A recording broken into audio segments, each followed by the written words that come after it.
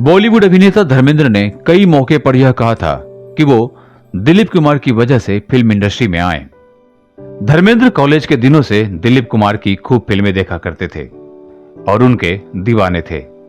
एक बार कई दिनों तक वो दिलीप कुमार की हेयर स्टाइल बनाए घूमते रहे थे। लेकिन क्या आप यकीन करेंगे कि अपने आइडल से पहली मुलाकात में धर्मेंद्र पिटते पिटते बचे थे। और अगर उस वक्त सीसीटीवी का दौर होता तो धर्मेंद्र पे चोरी के आरोप में एफआईआर भी दर्ज हो जाती। आइए आपको बताते हैं इस दिलचस्प वाकये के बारे में। धर्मेंद्र बॉलीवुड में किस्मत आजमाने पहुंचे थे। ये बात 1953-54 के आसपास का है। वो करीब 1 महीने तक मुंबई में रहे, लेकिन उन्हें किसी भी निर्माता निर्देशक ने भाव नहीं दिया।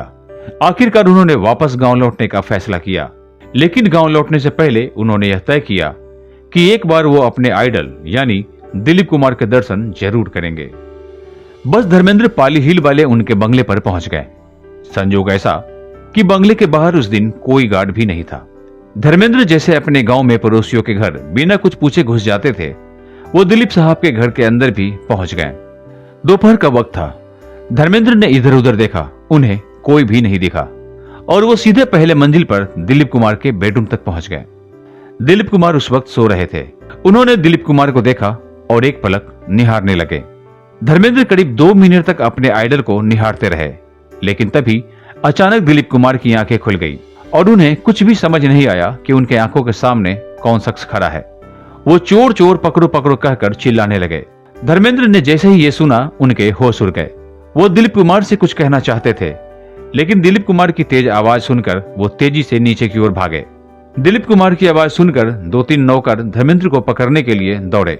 हालांकि जब तक कोई कुछ समझ पाता कि कौन व्यक्ति घर में घुसा और उसने क्या चुराया, तब तक धर्मेंद्र दिलीप साहब के घर से बाहर निकल चुके थे।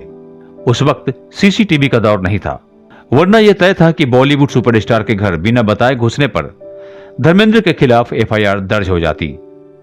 वैसे कुछ साल बाद जब धर्मेंद्र ने बॉलीवुड में कुछ फिल्में कर ली, तो एक दिन उन्हें दिलीप कुमार से मिलने का फिर मौका मिला। दरअसल दिलीप साहब की बहन उस फिल्म में मेकअप डिपार्टमेंट देख रही थी और उनकी सिफारिश से धर्मेंद्र को दिलीप साहब से मिलने का मौका मिला। दिलीप साहब ने धर्मेंद्र से मिलकर उन्हें उनकी फिल्मों के लिए बधाई दी और धर्मेंद्र को टी शर्ट पहने देख अपना कीमती जैकेट गिफ्ट कर दिया।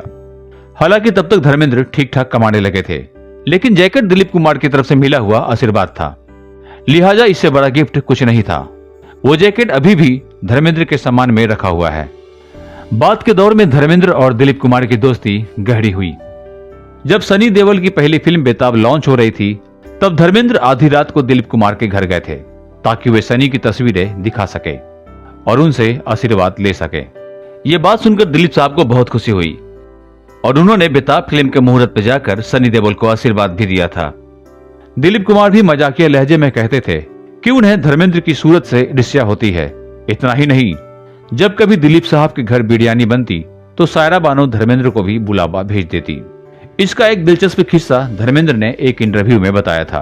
उन्होंने कहा, एक बार मैं दिलीप कुमार के घर पहुंचा तो उस वक्त मेरा पीने का टाइम हो गया था। दिलीप साहब ने यह भाप लिया था। उन्होंने कहा, विस्की पिएंगे थोड़ी?